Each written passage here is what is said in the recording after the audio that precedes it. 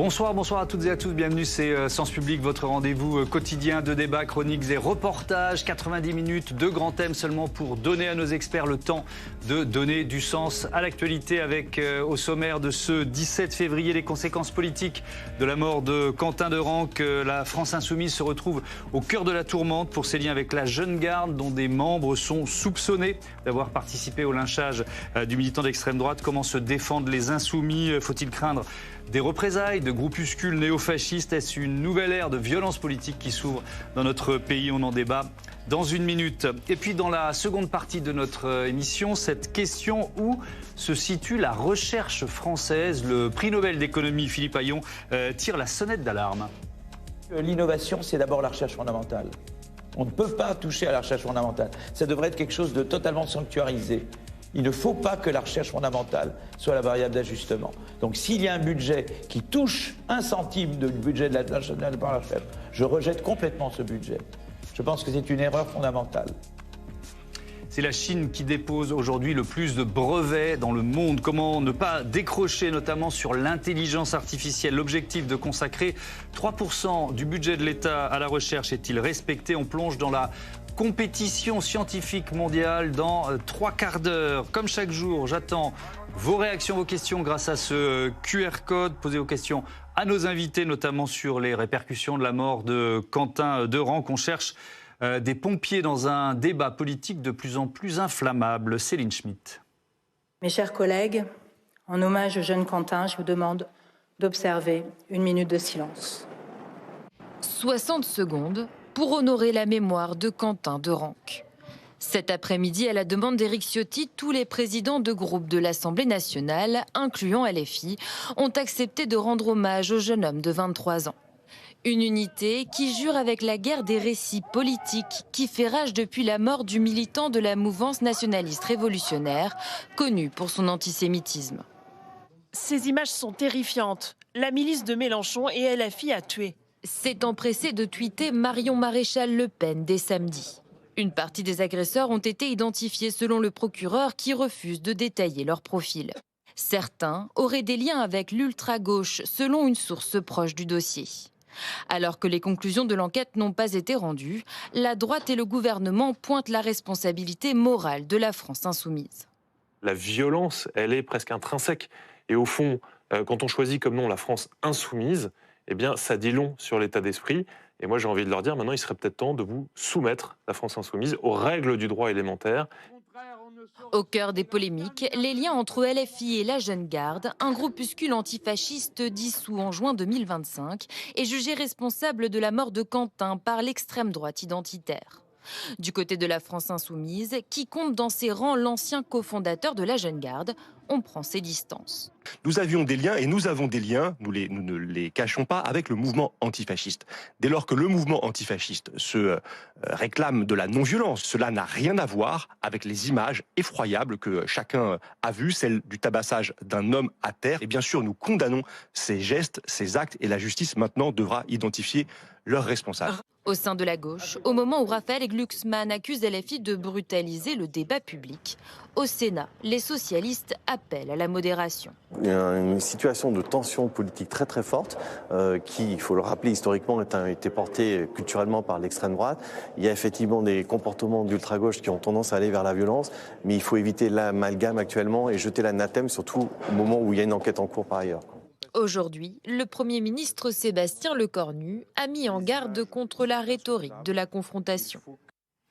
Et on se pose la question du risque d'une escalade dans ce climat de violence politique. Je vous présente mes invités tout de suite. Pascal Perrineau, bonsoir. Bonsoir. Bienvenue. Vous êtes professeur émérite des universités à Sciences Po et vous publiez avec Anne Huxel Inventaire des peurs françaises, la société à l'aune d'un sentiment aux éditions Odile Jacob. Pablo Piovivien, bonsoir. Bienvenue bonsoir. à vous. Vous êtes rédacteur en chef de la revue Regard. Jean-Baptiste Vuillard, bonsoir. Et bienvenue. Vous êtes professeur agrégé, docteur en philosophie et spécialiste de violence politique. Et Mickaël Darmon, bonsoir Mickaël. Bonsoir. Bienvenue à vous, éditorialiste pour Sens Public. Est-ce que vous reprenez cette terminologie, ce risque d'une escalade, Pascal Perrineau? Est-ce que ça peut être, personne ne le souhaite ici évidemment, le début d'une nouvelle phase de violence politique dans notre pays? Oui, parce que c'est vrai que quand un acte aussi irréparable est commis, il y a par un effet de miroir des extrêmes qui peuvent se nourrir et des forces qui sont d'ailleurs aux limites et même au-delà de l'état de droit, qui peuvent considérer que le recours à la violence devient un instrument légitime. D'abord pour réagir, et aussi parce que ces extrêmes sont porteurs d'une culture où la violence a toujours été valorisée.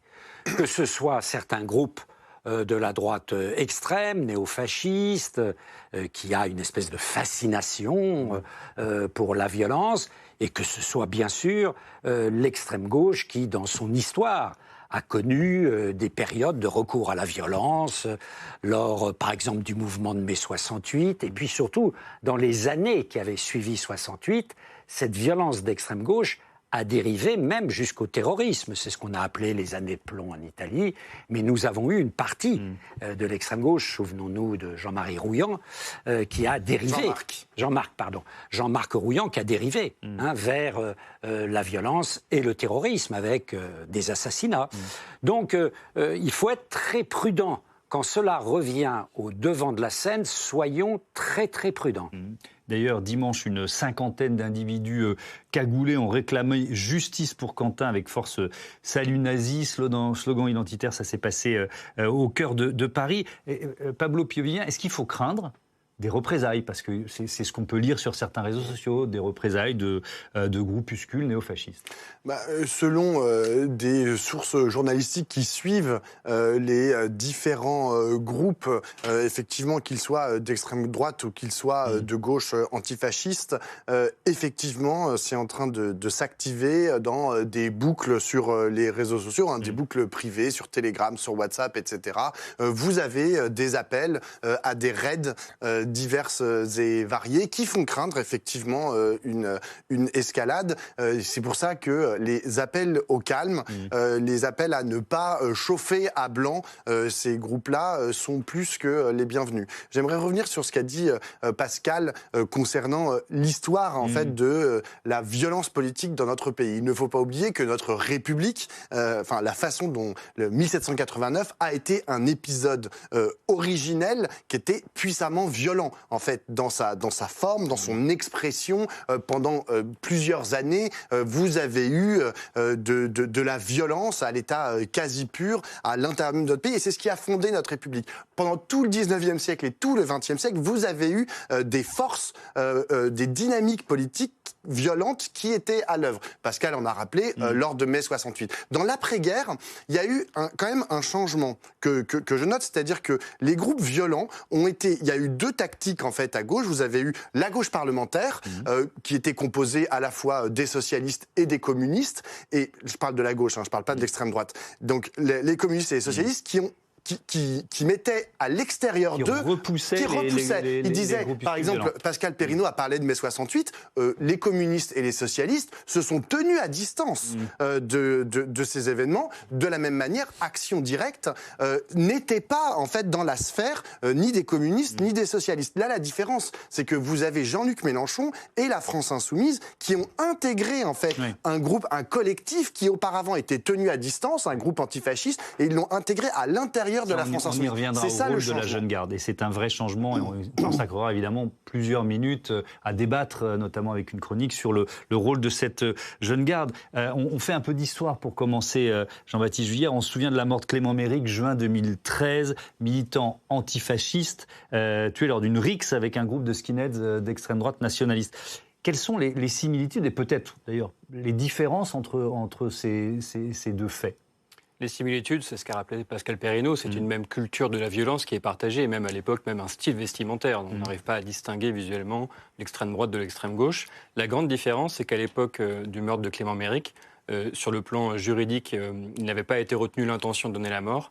Il n'y avait pas non plus de lien avec un événement politique. Et c'est là ce qui change vraiment tout, c'est que tout ça a eu lieu en marge d'un événement politique, avec bien sûr des personnalités qui ont été mises en cause, qui se sont désolidarisées.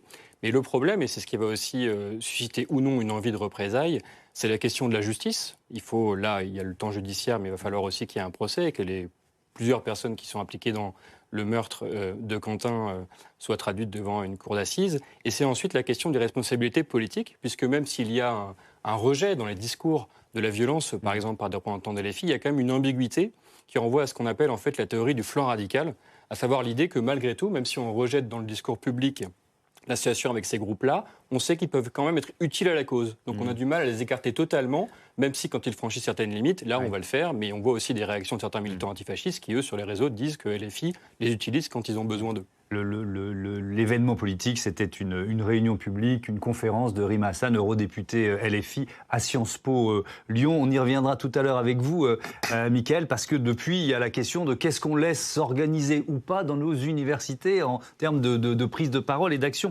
politique. Ce lynchage de Quentin Derenc, il a donné lieu à un échange tendu cet après-midi à l'Assemblée. Mathilde Panot d'un côté, Sébastien Lecornu de l'autre. On écoute d'abord la présidente des députés insoumis. Il faut méconnaître l'histoire pour accepter la victimisation de l'extrême droite et prétendre que les violences seraient à gauche de cet hémicycle. Il vous aura fallu ce drame pour sortir enfin du silence. Nous ne vous avons pas entendu sur l'assassinat du rugbyman Federico Aramburu, à 2 kilomètres seulement de notre Assemblée par des militants du GUD, ni sur les 12 personnes tuées par l'extrême droite depuis 2022. Et voici la réponse du Premier ministre. Ce que vous venez de faire est absolument ignoble et abject. On peut avoir des divergences politiques, mais lorsqu'on est un humaniste, c'est-à-dire que lorsqu'on est attaché à l'être humain, à l'homme, on n'oppose pas un mort à un autre mort, à un assassinat à un autre assassinat. Pascal Perrineau, est-ce que c'est abject de comparer la mort de Quentin Derenc avec d'autres violences politiques, d'autres morts venues de l'extrême droite? Il y a des moments éventuellement pour s'envoyer les morts à la tête. Là, on est au lendemain. Et d'ailleurs, on ne sait pas encore exactement ce qui s'est passé. Ce jeune, d'après les images que l'on a vues, était inanimé sur un trottoir et des voyous lui tapaient comme dans un ballon sur la tête. Donc il y a, je veux dire, respectons un petit peu tout de même le deuil, ne serait-ce que le deuil de la famille et l'horreur de ce qui s'est passé.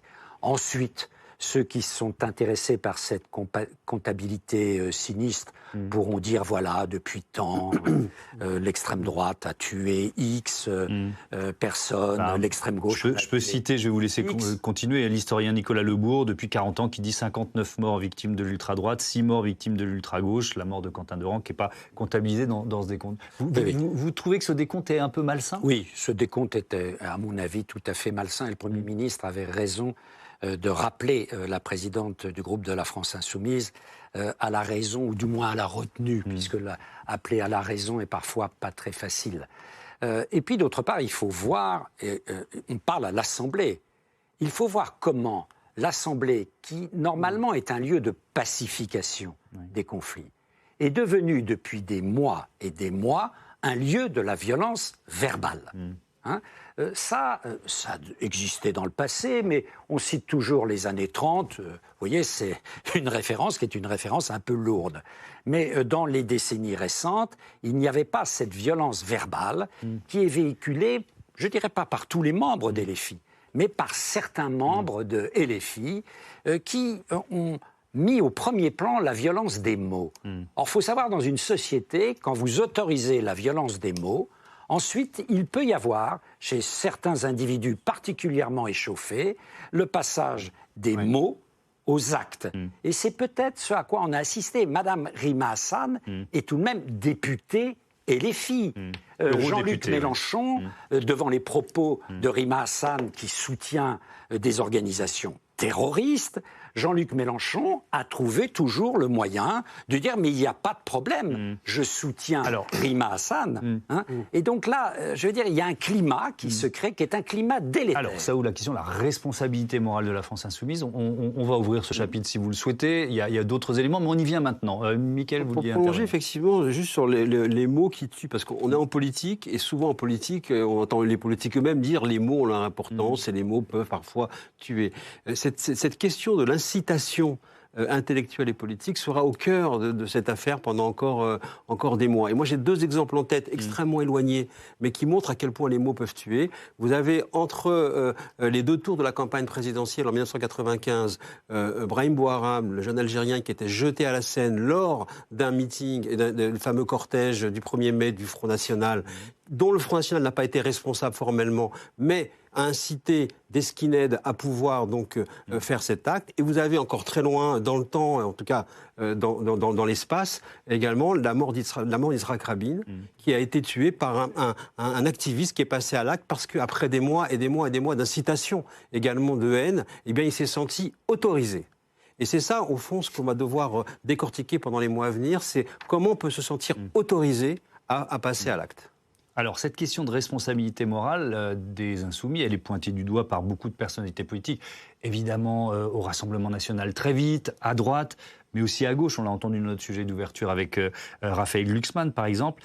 Et cet après-midi, devant les députés LFI, le ministre de la Justice reprochait justement cette brutalisation de la vie politique. On écoute Gérald Darmanin. Je pense que, vous l'avez dit également, la brutalisation de la vie politique doit arrêter. Vous l'avez dit, M. Glucksmann l'a dit aussi, je voudrais souligner l'unanimité politique, quasiment l'unanimité politique. Il y a de la brutalisation quand on dit que la police tue alors que 10 à 15 policiers et gendarmes meurent par an. Il y a de la brutalisation lorsqu'on met la tête d'un ministre, en l'occurrence Olivier Dussopt, sur un ballon de football et on se déchaîne sur lui.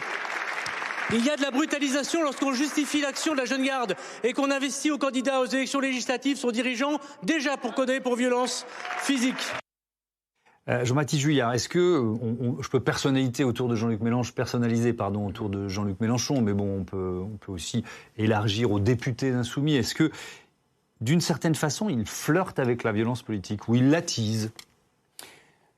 Paul Ricoeur disait la violence a besoin du discours. Pourquoi ? Parce que le discours, c'est le lieu de la justification avant, pendant ou après l'acte. On a la conscience tranquille quand on a quelqu'un d'intelligent et de charismatique qui vous a dit que vous aviez raison de vous en prendre à quelqu'un qui était un ennemi du genre humain. Ensuite, il faut faire attention aussi à ne pas restreindre la liberté d'expression politique et sa dimension conflictuelle. Je ne suis pas forcément d'accord avec tous les éléments qu'a cité le ministre de la Justice maintenant ici. Oui. Mais en tout cas, ce qui est clair, c'est la limite qui est de l'appel direct à la personne. Et là, je pense que par exemple, le geste de Thomas Porte était pour le coup excessif et même intolérable en un sens. Donc Thomas Porte avec effectivement, la tête d'Olivier Dussopt en ballon de foot. Par rapport à une courtoisie républicaine. Et ensuite, il y a de l'ambiguïté. Il y a de l'ambiguïté parce qu'il y a toujours des phrases, il y en a dans le discours de Jean-Luc Mélenchon, qui peuvent être interprétées de manière différente et qui peuvent être interprétées de manière radicale par des gens qui sont déjà très excités et chauffés à blanc. Et là, pour le coup, il y a quand même une responsabilité politique parce qu'on est toujours responsable de la manière dont certains termes peuvent être interprétés.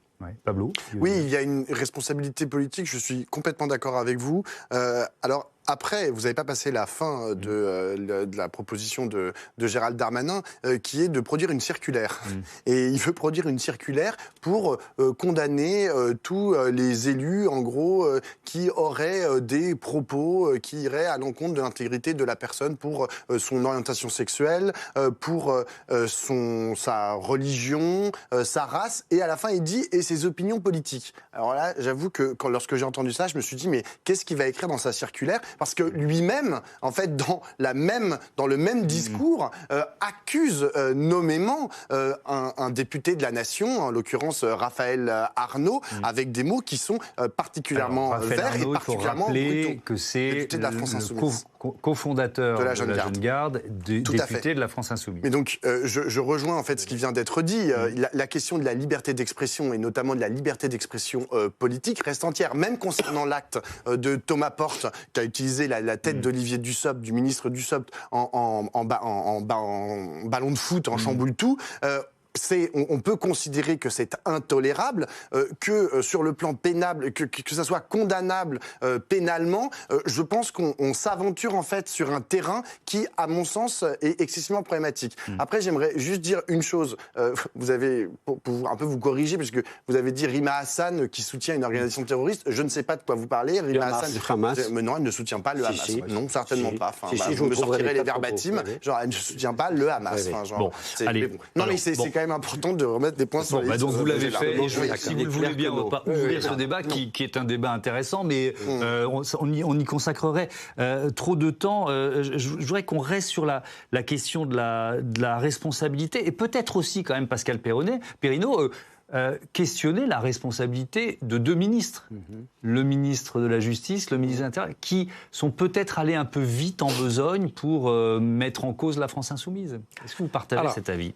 On verra, à propos de la mort de Quentin, on verra, d'après les premières informations, il semble bien que des membres de la jeune garde soient impliqués. Est-ce que c'est eux qui ont donné les coups qui ont provoqué la mort ?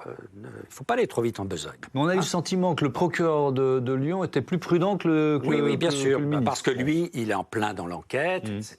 Et il veut établir les faits. C'est tellement grave ce qui vient de se passer, qu'il veut établir les faits de manière solide, et on ne peut que lui être reconnaissant de cette prudence.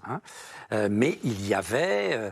apparemment dans le quartier, un assistant d'un député LFI qui était là. Alors quel rôle a-t-il joué ? Est-ce qu'il avait un rôle organisateur ? Est-ce qu'il a participé au commando de 6 ou 7 types qui ont amené la mort de Quentin ? On verra. Mais on en revient au débat précédent. Si vous voulez, est-ce que cet acte intervient et ne concerne que les individus de la jeune garde ou pas qui sont passés à l'acte, ou est-ce qu'il y a un climat qui est créé, qui polarise de manière excessive l'opinion publique et qui a quelque chose à voir tout de même avec l'extrémisation de notre vie politique, avec deux groupes très importants au Parlement français, à l'Assemblée nationale, qui sont des groupes qui, plus ou moins directement, ont un lien avec la violence et parfois font des concessions à la violence qui, de mon point de vue, de citoyens et d'observateurs, sont tout à fait excessifs. Les Insoumis d'un côté, le Rassemblement national de l'autre. Bon, alors on a beaucoup parlé de la jeune garde et je voudrais qu'on s'y arrête et qu'on prenne le temps de mieux comprendre ce qu'est ce mouvement. C'est Quentin Calmet qui va nous y aider tout de suite. Bonsoir Quentin, bienvenue. Bonsoir Thomas. La jeune garde, donc ce groupuscule antifasciste créé à Lyon en 2018 et dissous par décret, c'était au mois de juin dernier. Oui, dimanche, le ministre de l'Intérieur, Laurent Nunez, qui a pointé du doigt la possible implication de la jeune garde. De leur côté, par un communiqué de leur avocate, ce groupement a contesté toute responsabilité dans ce qu'ils ont appelé de tragiques événements survenus à Lyon jeudi dernier. On parle d'une organisation pyramidale qui compterait tout au plus 200 membres, avec un porte-parole à sa tête qui a été Raphaël Arnaud jusqu'à son élection en tant que député LFI en 2024. On le voit sur ces images qui datent de 2021 lors d'un rassemblement contre la candidature d'Éric Zemmour à la présidentielle. Il existe des branches de la jeune garde à Lyon, mais aussi Paris, Lille, Strasbourg et Montpellier. Alors comment se définissait la jeune garde antifasciste avant sa dissolution? C'est un groupe qui se présente comme une réaction d'autodéfense face à des organisations d'extrême droite violentes, certaines néo-nazies, très présentes notamment à Lyon. Son slogan, face à l'extrême droite, réponse immédiate. La jeune garde qui est aussi reconnaissable avec ses 3 flèches dirigées vers la gauche, une référence au groupe d'autodéfense socialiste français dans les années 1930. Cette organisation se voulait aussi assez proche de la gauche associative, syndicale et politique, en manifestant par exemple contre la réforme des retraites en 2021. Et cette organisation, elle est également citée dans plusieurs actions violentes. Voilà, c'est ce qui a motivé sa dissolution en juin 2025. Cette dissolution qui a été décidée en Conseil des ministres à la demande du ministre de l'Intérieur de l'époque, Bruno Retailleau. Le gouvernement qui cite alors dans le décret de dissolution plusieurs actes violents qui se sont produits entre 2018 et 2024 à Paris, Lyon et Strasbourg. Certains ont donné lieu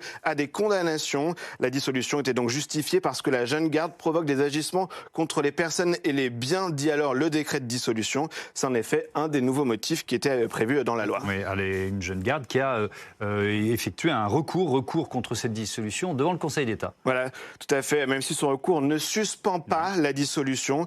Une audience était d'ailleurs prévue mercredi dernier, le 11 février. Elle a été reportée sans motif, sans date. Le recours contre cette dissolution, qui était notamment soutenu par la France insoumise, qui demandait au gouvernement d'abandonner cette procédure. Merci beaucoup, Quentin, pour toutes ces informations, avec donc un lien réel, direct, Pablo Pio-Vivien, entre la France insoumise et la jeune garde. On ne va pas préjuger de l'enquête, mais c'est ce qui place le mouvement de Jean-Luc Mélenchon en grande difficulté aujourd'hui. Tout à fait.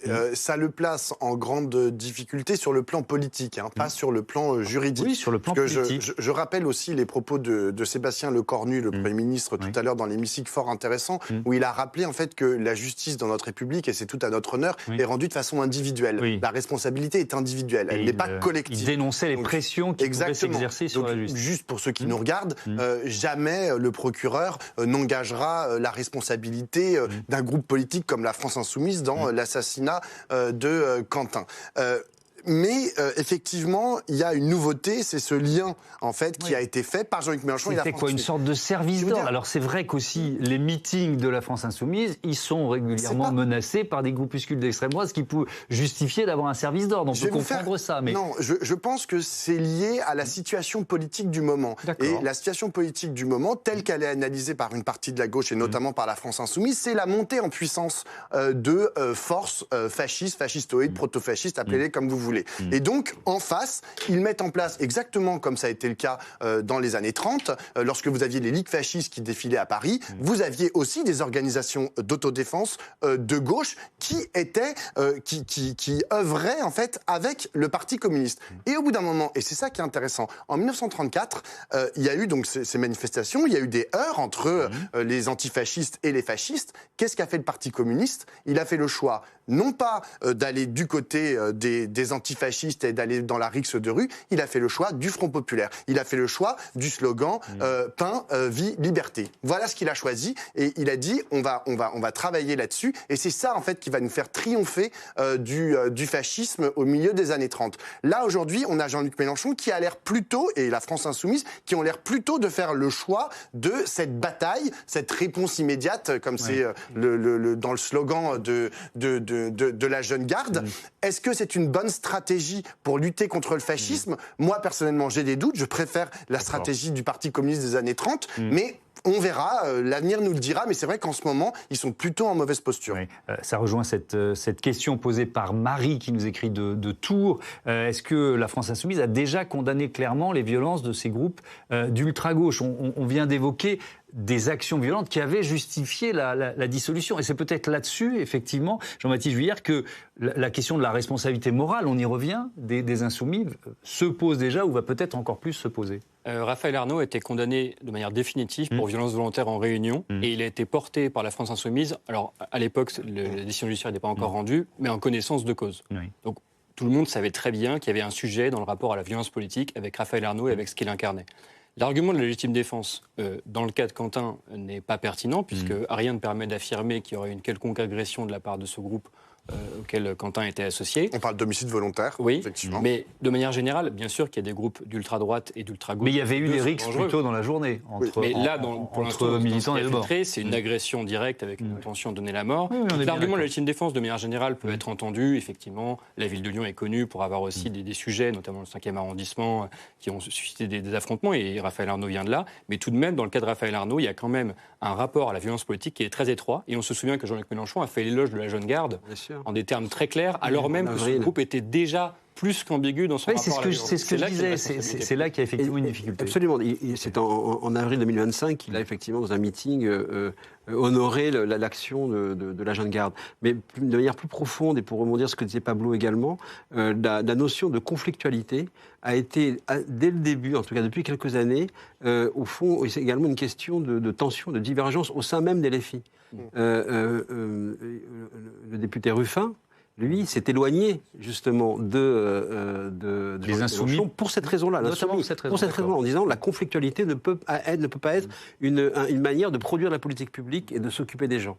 Et de ce point de vue-là, effectivement, on voit bien que là, maintenant, Jean-Luc Mélenchon est au pied du mur idéologique. Ouais, avec des conséquences politiques, un isolement de la France Insoumise qui a quand même reçu le soutien du chef de file des députés communistes, Stéphane Peu. On l'écoute. Tous les prétextes sont bons pour essayer de diaboliser la France Insoumise. Et je l'ai dit, je le répéterai sans cesse, ceux qui veulent diaboliser la France Insoumise n'ont finalement qu'un seul objectif, c'est celui de banaliser le Rassemblement national. Bon, on y avait déjà consacré plusieurs minutes hier dans notre émission sur les conséquences politiques, donc je voudrais qu'on y revienne, mais rapidement peut-être, Pascal Perrineau, sur ce que ce climat-là de violence, le fait que la France Insoumise soit au cœur de la tourmente, comme je le disais dans mes titres, Qu'est-ce que ça peut créer là à très court terme, hein, on est à un mois des municipales, du premier tour des municipales. Bon, le raisonnement qu'on vient d'entendre est un raisonnement un peu court et participe justement de cette conflictualisation qui est alimentée par les partis extrêmes qui en profitent. Ils jettent de l'huile sur le feu quand il y a un conflit plutôt que de tenter de l'apaiser. Alors, ce que ça peut avoir, c'est, si vous voulez, la France insoumise connaît déjà un problème. Jean-Luc Mélenchon était, en tant que patron de la France insoumise, jusqu'à une période récente, n'était pas l'homme le plus rejeté de France. Il l'est devenu. Oui. C'est-à-dire que, par exemple, dans l'ouvrage qu'on a sorti sur les peurs avec Anne Muxel, c'est de très loin l'homme qui fait le plus peur aux Français en matière politique, à 15 points devant Marine Le Pen, Jordan Bardella, etc. Donc, déjà, la conflictualisation continue de tous les problèmes par Jean-Luc Mélenchon, ça se paie. C'est-à-dire qu'il est extrémisé. Alors, je sais que Laurent Nunez tente de l'extrémiser avec la catégorie extrême gauche. On y reviendra là-dessus. Il s'est extrémisé lui-même. Hein. Ça, c'est le premier point. Le deuxième point, c'est qu'il va y avoir des grandes échéances électorales. Les municipales. Dans ces municipales, là aussi, la France insoumise cherche le conflit à tout prix, et le conflit au sein de la gauche en particulier, en cherchant, il faut bien le dire, à faire la peau de municipalités de gauche sortantes. Qu'est-ce qui forçait la France insoumise à aller affronter de grands maires socialistes, femmes d'ailleurs très souvent, à Nantes, à Rennes, mais on pourrait multiplier. Partout, ils cherchent le conflit en espérant planter les socialistes. Certes, gagner par rapport à la droite, ça va être difficile, mais planter les socialistes. Donc là aussi, on est au cœur d'un conflit, qui est un conflit absolument tous azimuts. Et il faut faire attention, Jean-Luc Mélenchon a les plus grandes ambitions pour la prochaine élection présidentielle. Attention, en s'associant à l'innommable, de ne pas rendre cette dynamique, qui jusqu'à maintenant était la sienne, quasi impossible. Alors, il y a la question, effectivement, de la liberté d'expression dans nos universités. J'y arrive, qui se pose aussi après ce qui s'est passé à Lyon. Je le rappelle, on l'a dit tout à l'heure, violence en marge d'une conférence de l'eurodéputée insoumise Rima Hassan. On était à Sciences Po Lyon. Le ministre de l'Enseignement supérieur, Philippe Baptiste, il a transmis une circulaire au préfet pour encadrer les réunions politiques à l'université, les interdire en cas de menace de troubles à l'ordre public. Mickaël, je me tourne vers vous. Est-ce qu'une circulaire suffira à régler la question des violences politiques dans les universités? Votre réponse, c'est non. Non, devant vraiment les déclarations du ministre de l'Enseignement supérieur, bon, certes, qui marche sur des œufs, hein, on serait quand même tenté de pasticher un peu Coluche, circulaire, il n'y a rien à voir.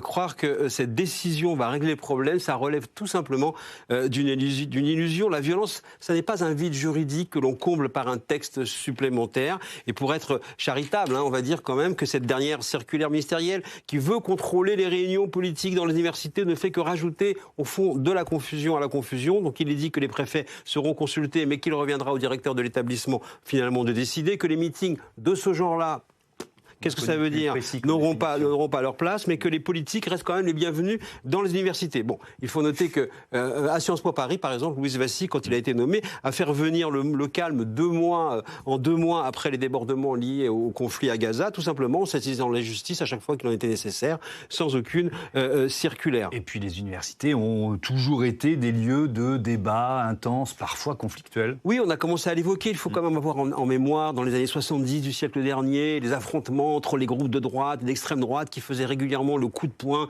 face aux étudiants gauchistes sur les campus ou dans la rue. 2 visions du monde s'affrontaient et de façon assez contendante. On a retrouvé ensuite ces anciens activistes dans les rangs des gouvernements, que ce soit à droite ou à gauche. La polarisation politique a toujours existé dans les couloirs des facs et aux abords donc des campus lorsqu'elle se déchaîne en violence qui tue. Alors bien évidemment, c'est à la justice, à la police d'intervenir pour prévenir, évidemment, sanctionner. Ce qu'un ministre des universités doit combattre en revanche, et de façon assez claire, c'est la violence idéologique dans les enceintes de la connaissance. Ainsi, vous avez récemment une étudiante de la Sorbonne qui a exclu d'un groupe de discussion et d'études de WhatsApp les étudiants qui ont des noms à consonance juive. Et le conseil disciplinaire qu'il a donc convoqué, eh bien tout simplement, n'a donné aucune sanction. Là, c'est le scandale. Alors, il faut dire qu'effectivement, la direction de la Sorbonne a fait appel de cette décision devant le tribunal administratif. En fait, ce que l'on voit, c'est que la violence politique, qu'elle vienne de l'extrême gauche, qu'elle vienne de l'extrême droite ou d'autres mouvances radicales, c'est pas une forme d'engagement parmi d'autres. Elle dissuade d'abord les débats contradictoires et elle installe le climat de la peur. Il est donc à craindre que la démocratie française soit de moins en moins apaisée dans les temps à venir. Comment on peut prémunir, Jean-Baptiste Vuillard, nos universités des violences politiques? Est-ce que vous avez le sentiment qu'effectivement cette liberté d'expression dont on parle, elle s'effrite, elle est mise en danger dans certaines de nos universités? Tout à fait, je l'enseigne aussi à l'université.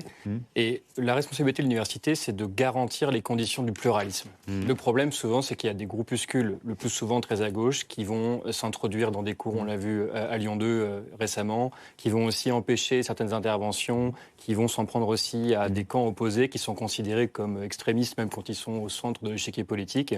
Et c'est là ce qu'il faut arriver à travailler. Vous l'avez rappelé, c'est la transmission de la connaissance. La connaissance, ça se transmet de manière apaisée et contradictoire. Moi, je suis tout à fait favorable à ce qu'on débatte de tous les sujets, du sujet de Gaza, avec les termes aussi qui ont pu créer des polémiques dans le débat public, à condition qu'il y ait des panels, qu'il y ait une parole contradictoire et que tout ça se fasse dans le calme, avec aussi un échange avec le public et pas la violence verbale qui, comme on l'a dit, effectivement, peut être le prélude à de la violence physique. Oui, sans exclusion des uns ou des autres. Deux réactions, deux questions. Isabelle qui nous écrit: Damien, pourquoi certains événements seraient interdits et d'autres pas? C'est basé sur quoi concrètement? Effectivement, on peut se poser cette question.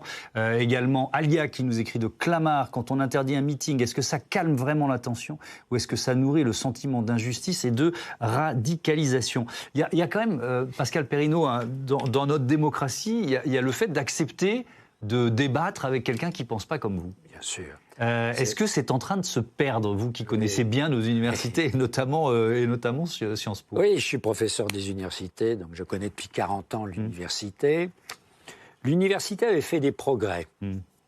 Elle admettait de plus en plus le pluralisme. Il faut bien reconnaître, depuis quelques années, il y a un retour en force de forces politiques et intellectuelles que certains appellent dans des analyses l'académisme radical, c'est-à-dire des professeurs, des chercheurs qui ne participent plus de cette culture pluraliste libérale et qui veulent imposer une seule grille de lecture.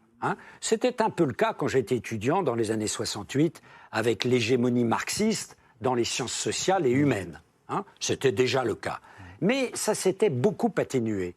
Et on avait un pluralisme qui était réel. On pouvait inviter des gens de droite, du centre et de gauche dans les universités. Il faut reconnaître que depuis quelque temps, inviter quelqu'un de droite est très problématique. Je ne parle pas de la droite extrême. Inviter quelqu'un du Rassemblement national, c'est quasi impossible. Et quand des députés du Rassemblement national, comme récemment à Villetaneuse, se rendent simplement en tant que représentants de la nation sur un campus, ça fait, on crie au scandale.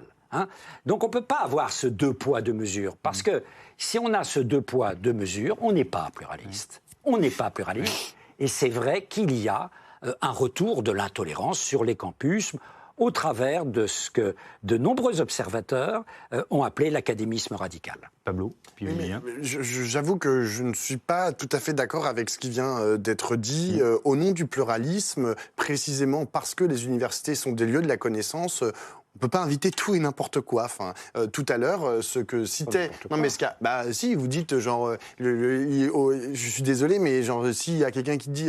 c'est pas parce qu'on parle, je sais pas moi, du climat ou de la planète Terre qu'on va inviter quelqu'un qui trouve que la planète est plate et puis quelqu'un qui trouve que la planète est ronde. Enfin, parce que je vous disais du tout. Oui, c'est quoi le pluralisme? Donc il faut bien mettre des limites au pluralisme. C'est le pluralisme politique. Alors, peut inviter là, on parle du pluralisme politique, de la droite à la gauche. Alors, par exemple, un député du Rassemblement national. National. Ce qu'a dit Mickaël tout à l'heure, les faits qu'il a mentionnés à la Sorbonne. On parle d'un antisémitisme assez patent. Je suis désolé, mais l'antisémitisme, non pas uniquement parce qu'il est condamné pénalement, mais parce que, moralement, il va à l'encontre de, l'édifice de la connaissance tel qu'il devrait être construit à l'université. C'est pour ça qu'il ne doit pas avoir voix au chapitre dans une université. Et il en va, en fait, c'est pour ça que la difficulté aujourd'hui, c'est qu'effectivement, notre pluralisme politique, vous avez une partie du champ politique. Moi, je dis que c'est à l'extrême droite, mais ça peut être sujet à débat, qui ne rentre pas en résonance, en fait, avec les propositions qui sont celles des universitaires, avec la façon dont on élabore notre raison, notre connaissance, etc. Donc, c'est là que je vois un hiatus, et c'est là que je vois une limite, en fait, au pluralisme politique qui peut être accueilli dans les universités. Mais encore une fois, c'est sujet à débat, et peut-être qu'il y a des gens d'extrême droite qui peuvent m'expliquer à quel point, oui, ils sont totalement raccord avec ce qui est proposé par l'État des sciences sociales, par exemple. Un mot de réponse, Pascal Perrineau. Et puis ensuite, on parle du classement de LFI à l'extrême gauche par le ministre de l'Intérieur. Ce sera notre dernier chapitre. On dit qu'à l'université, qui est un lieu de transmission des savoirs, d'apprentissage des jeunes esprits à l'autre, dans sa diversité, quand on se dit qu'il faut fixer des limites au pluralisme. Moi, véritablement, je ne me sens pas capable, sauf le recours à la violence, au racisme, etc. Je ne me sens pas capable. Non, je ne me sens pas capable de fixer d'autres limites que celles-là qui sont des limites pénales. Moi, je pense que on peut en débattre. Vous voyez, on vient de le faire. On vient de le faire. Vous voulez dire un mot sur ce thème-là? Non, mais il peut y avoir des limitations, mais même sur l'exemple du climat, c'est bien plus efficace de démonter un discours climato-sceptique parce qu'on a de meilleurs arguments que de dire aux climato-sceptiques allez sur des chaînes parallèles sur Internet et puis gagner, à partir du ressentiment d'être exclu de ces lieux-là, de nouveaux auditeurs.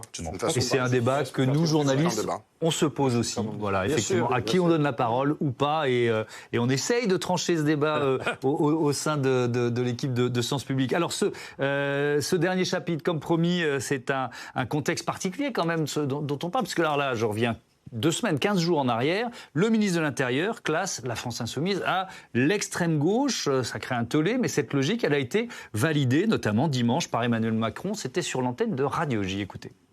Je ne fais pas les classements de sensibilité, c'est au ministère de l'Intérieur de le faire pour les élections, mais je crois qu'il n'y a pas tellement de mystère pour dire qu'ils sont à l'extrême gauche. Oui. L'extrême gauche, est-ce qu'ils font partie toujours de l'axe républicain? Sur cette formule, il faut regarder les choses.